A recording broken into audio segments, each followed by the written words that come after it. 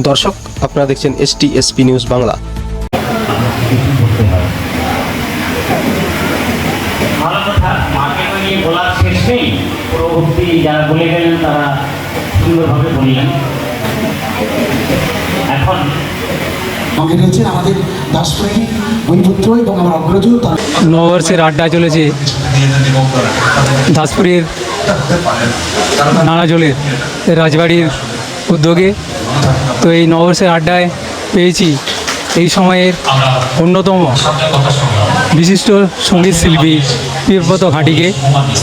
তিনি আজকে এই নববর্ষের আড্ডায় উপস্থিত আছেন।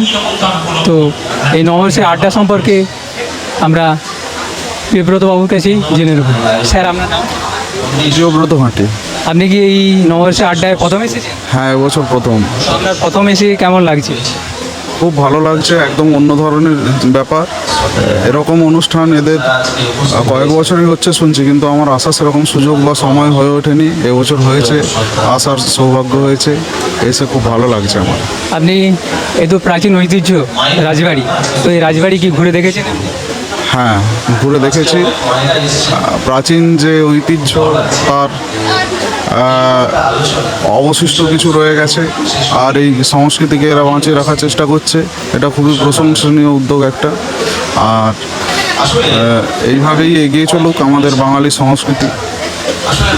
প্রতিক্রিয়া দেওয়ার জন্য অসংখ্য অভিনন্দন।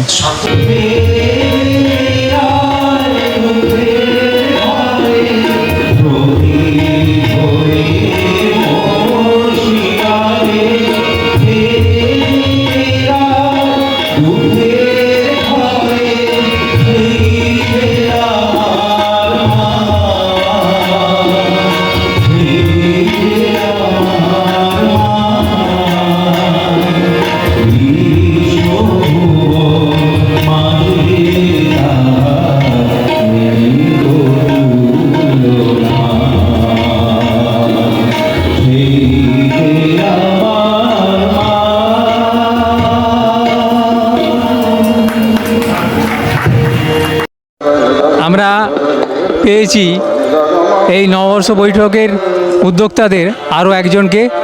তার কাছ থেকে আমরা এই নববর্ষ বৈঠক সম্পর্কে জেনে নেব। স্যার, আপনার নাম? আমার নাম শিশির কুমার হাড়া। আপনি এই বন্দিশ গোষ্ঠীর সঙ্গে যুক্ত আছেন? বন্দিশের সঙ্গে আমি দীর্ঘদিন যুক্ত এবং ওতপ্রোতভাবে যুক্ত। এই নববর্ষের বৈঠক তো আপনি বলছেন প্রথম থেকে যুক্ত আছেন, কিন্তু প্রথম দিকে যে নববর্ষের বৈঠক হতো, যেসব অনুষ্ঠান হতো, বর্তমান এই প্রজন্মের সময় এখন ডিজিটালের যুগ, কম্পিউটারের যুগ, ফেসবুক, হোয়াটসঅ্যাপ, আরও বিভিন্ন মাধ্যমে, ডিজিটাল মাধ্যমে আমরা চলছি। তো এই সময়ে এই নববর্ষের বৈঠক কতটা আপনাদের কাছে, এই প্রজন্মের কাছে কতটা গ্রহণযোগ্য?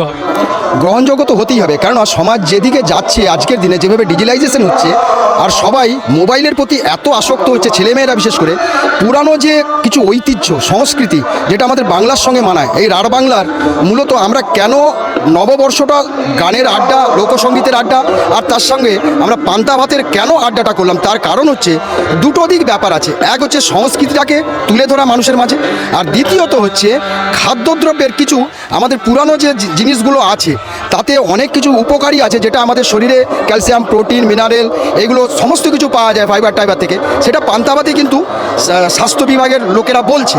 সেইটাকে যেহেতু রাঢ় বাংলার খাবারের সাথে আমাদের পান্তা ভাতের আঞ্চলিক জগতের সাথে খুব ওতপ্রোতভাবে জড়িত, সেই জন্য আমরা এই পদটাকেই রেখেছি এবং তার সঙ্গে আমরা মানুষের সাড়াও পেয়েছি এবং গ্রহণ করেছে মানুষেরা এবং আমাদের সাধুবাদ জানায়। এবার এটাকে টিকিয়ে রাখা বড় ব্যাপার একটা। এটা খরচসাধ্য এবং সময়সাধ্য। আজকের দিনে সবাই ব্যস্ত, আমরা নিজেও, আমি একটা ব্যবসার সাথে যুক্ত, কিন্তু তবু তার সময়কে একটু বের করে আমি এটা সময় দিই এবং আমাদের যারা গান বাজনা সাহিত্যের সাথে যুক্ত আছে সবাই সময়টা দেয়। এটাকে বাঁচিয়ে রাখার চেষ্টা করছি এবং আগামী প্রজন্ম এটার সাথে যুক্ত হোক। এটা ভালো একটা সংস্কৃতি, মানুষও ভালো থাকবে। আপনাদের এই যে নববর্ষ বৈঠক, এই বৈঠকের মাধ্যমে কি বার্তা দিতে চাই? আমি এইটাই বার্তা দিতে চাই যে মানুষ আজকের যুগে যে উগ্রবাদ যেটা আছে, মানুষ শান্ত হোক, সহনশীল হোক এবং নম্র ভদ্র হোক। এবং মাটির যে টান, যে মাটিতে জন্মেছে তার যে ভাষা সেটাকে বুঝুক এবং তার সাথে যুক্ত হোক।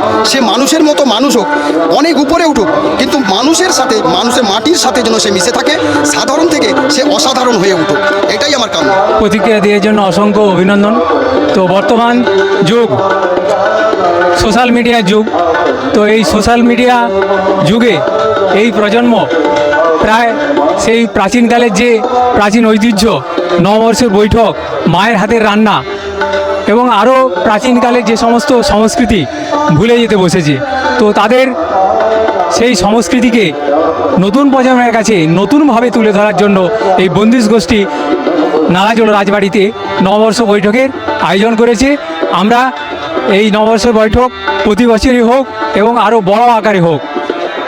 ক্যামেরায় রাজীব পাত্রের সঙ্গে আমি ছায়াগত প্রামাণিক, STSP নিউজ বাংলা। সবার খবর সবার আগে সরাসরি নালাজোড় রাজবাড়ির প্রাঙ্গণ থেকে।